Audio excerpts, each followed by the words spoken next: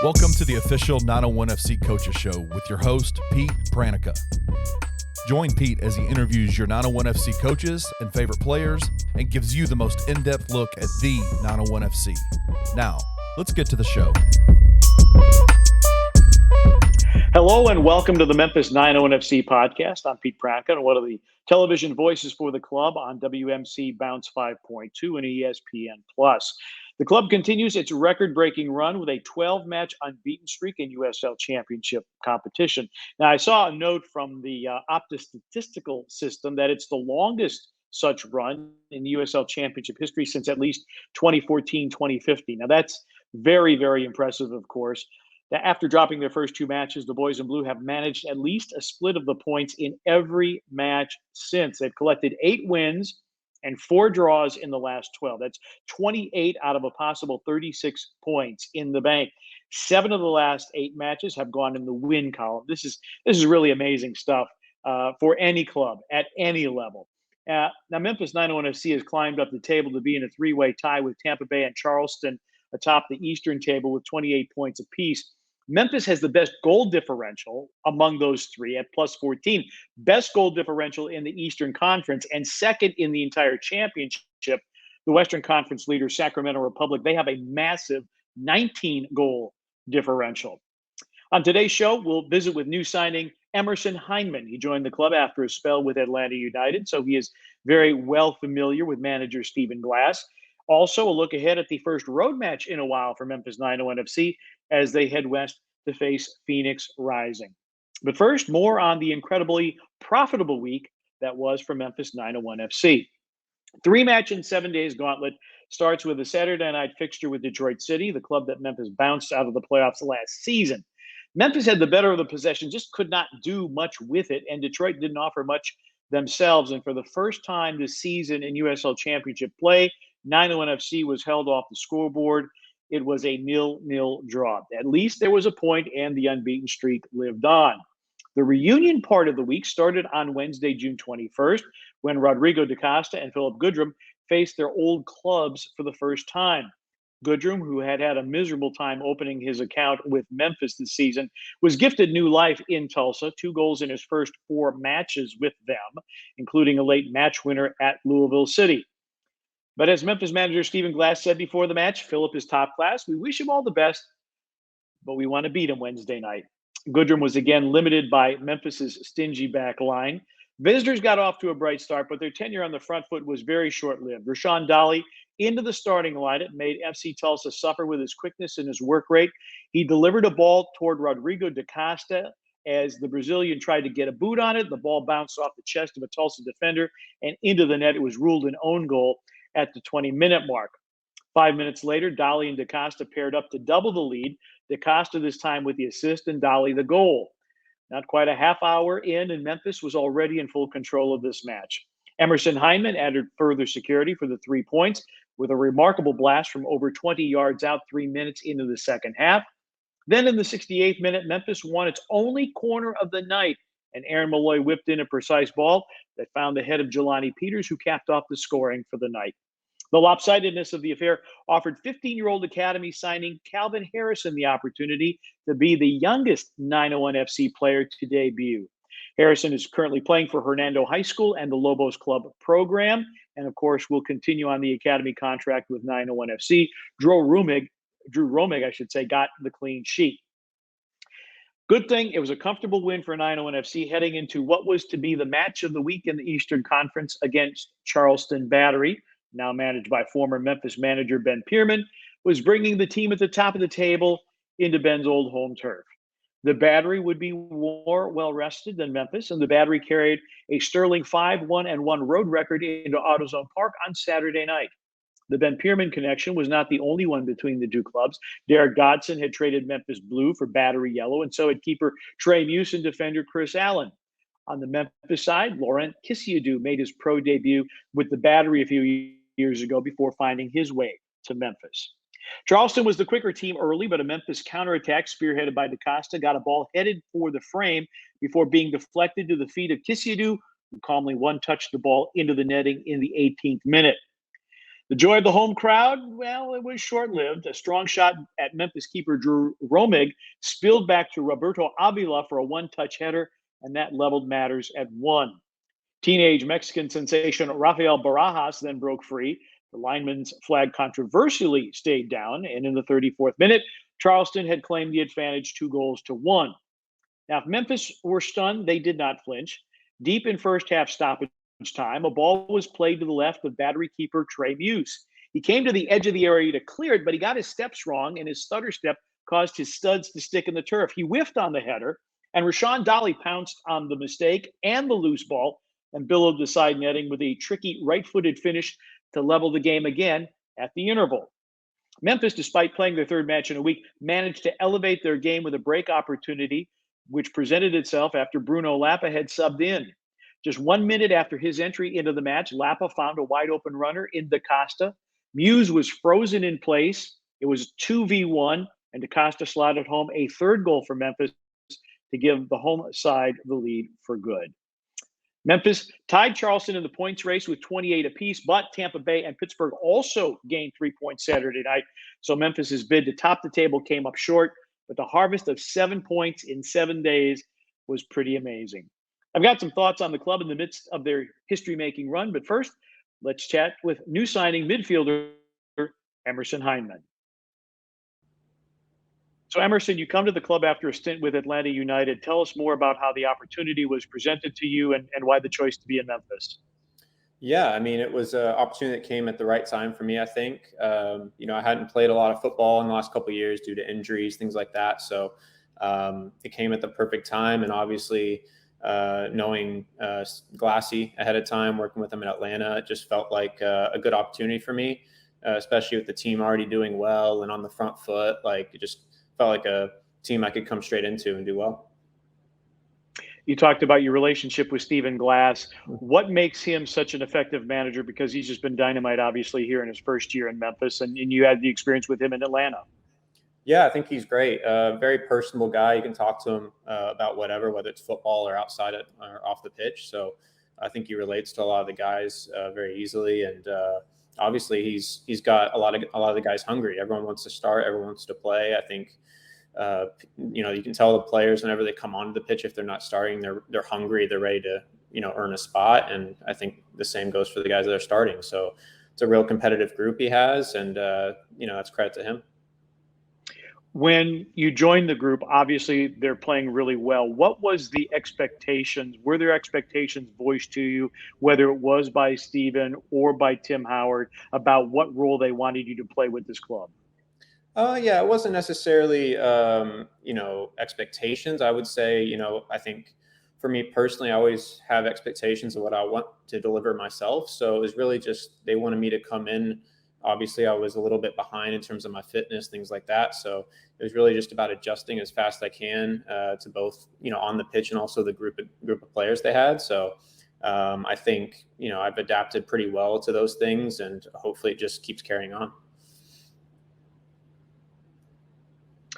How is it difficult to integrate yourself into a team that is already on the front foot and enjoying so much success, or is it easier?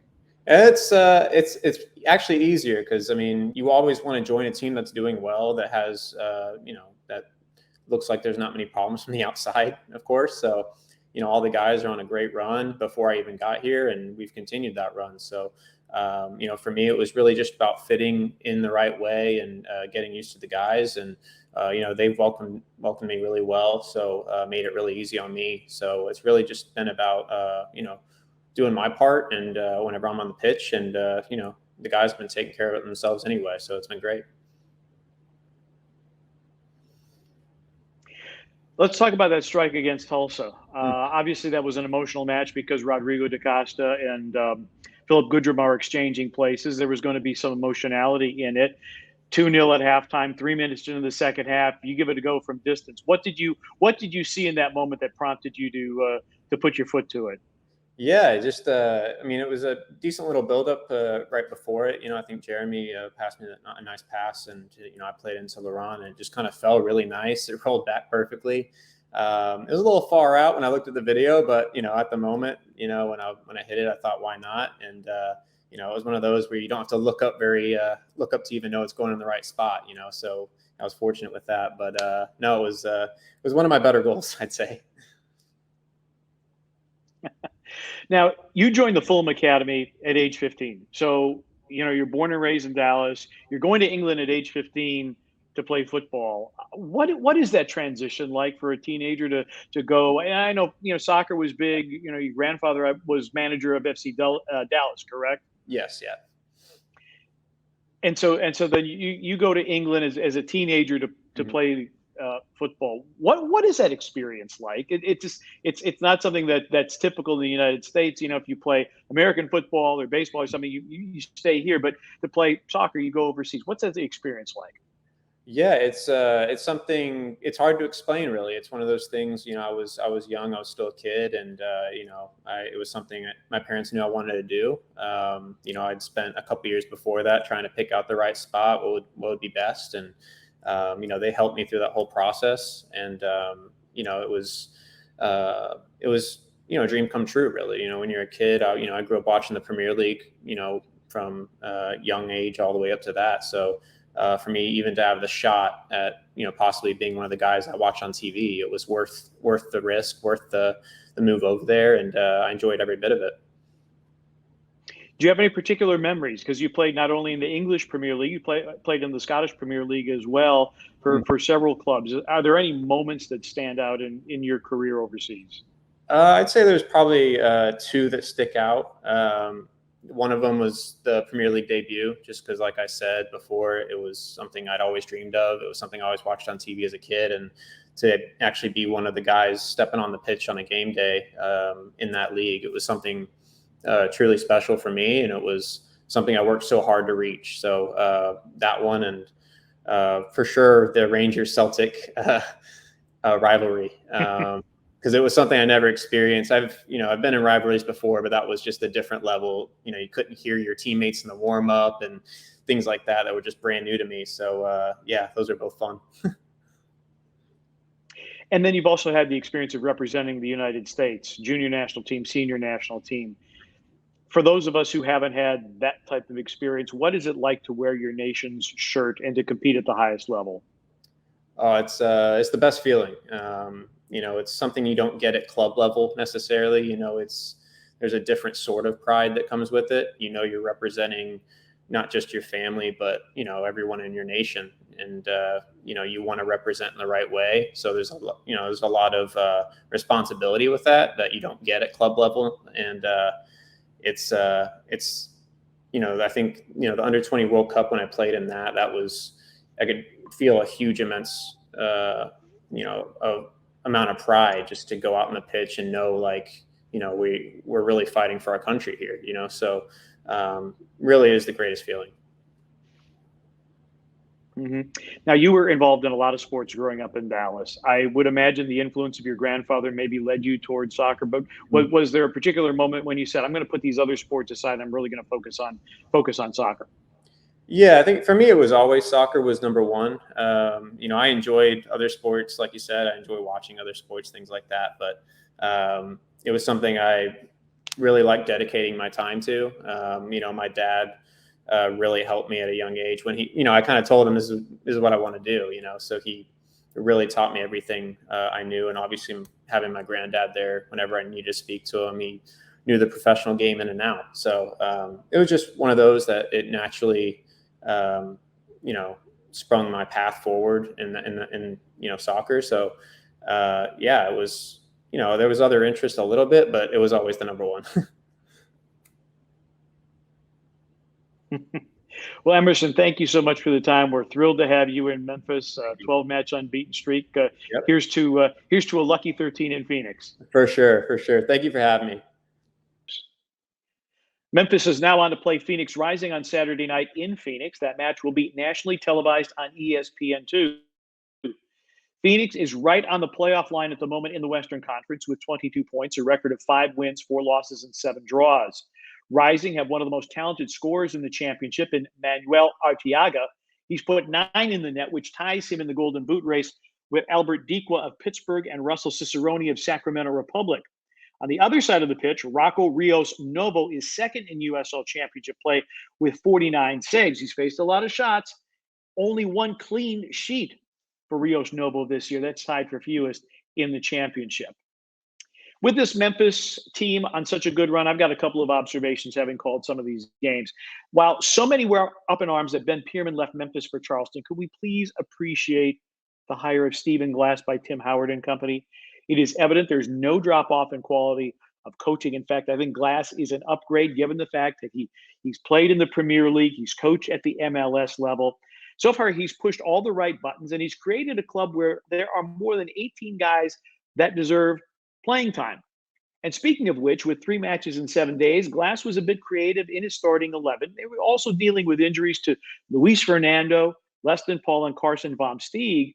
Well, he worked with Jelani Peters and Rashawn Dolly, got them into the starting lineup, 2 guys that really had not played much in starting roles, and if they even got into matches at all. Both of these guys played their hearts out.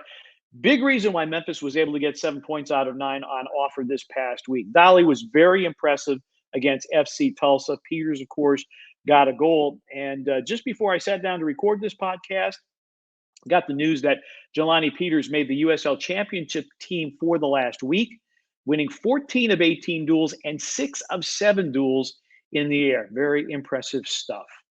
And also a shout out to Drew Romig. He had 2 clean sheets to start the week. Then early on in the match against Charleston, took an inadvertent knee to this part of his head from Jelani Peters. Big gash opened up here. Shout out also to head athletic trainer Bryce Beamish, who got him all taped up, and kit man Sam McAdams, who got an extra shirt because the original shirt was all covered in blood. So shout out to all those guys. But Romick has really come a long way. First couple matches this year, he really struggled. He has come on as of late, and I think has done a great job in the sticks. All right, I prattled on enough for you guys. This team right now, they are in great form despite being down 3 key players in Leston Paul, Carson Vom Steeg, and Luis Fernando. Top to bottom, Memphis 901 FC, they are a solid club, and you have to think that there is a decent chance that if they can continue this level of quality, they have every opportunity in the world to lift the trophy when the whole season is said and done. Once again, a reminder, you can see the next Memphis 901 FC match.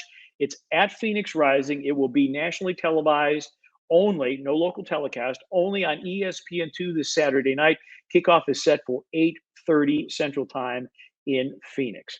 That's a wrap for this edition of the Memphis 901 FC podcast. Our thanks to Emerson Hyndman for joining me, and our thanks to you for listening. So long, everybody. I'm Pete Pranica. We will see you on the pitch. Thank you for listening to this episode of the 901 FC Coaches Show. If you enjoyed this episode, leave a rating and a review wherever you download your podcasts. Also, like and subscribe to Bluff City Media's YouTube page. For comprehensive coverage of all things Memphis sports, head over to www.bluffcitymedia.co and find out how you can become an insider. We will see you back here next time.